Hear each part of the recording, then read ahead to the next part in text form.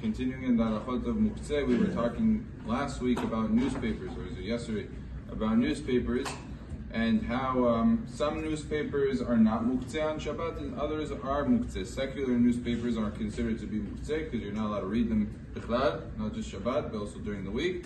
But Jewish, religious, good content newspapers, Baruch Hashem, they have many of these in our times. Those are not muktzeh on Shabbat, of course.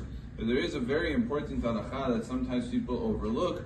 They say because the newspaper is from a respected publication with Da'at Torah behind it, so they look through the whole newspaper.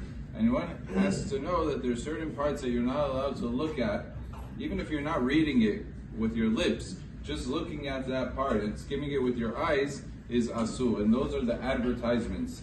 Advertisements are not allowed to be read on Shabbat, even just with eyes. As an example, let's say you have a grocery store that's advertising sale this, sale that, or a jewelry store that's advertising its merchandise.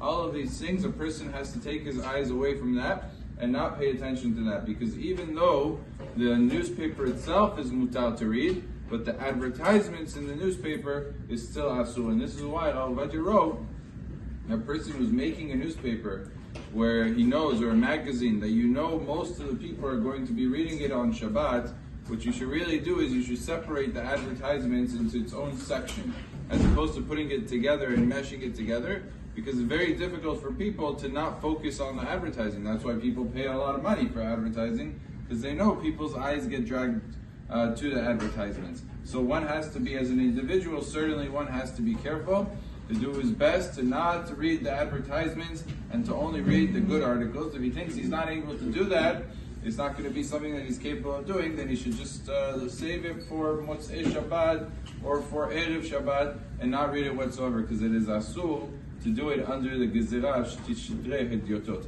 Baruch Adonai Le'olam, Amen ve'Amen.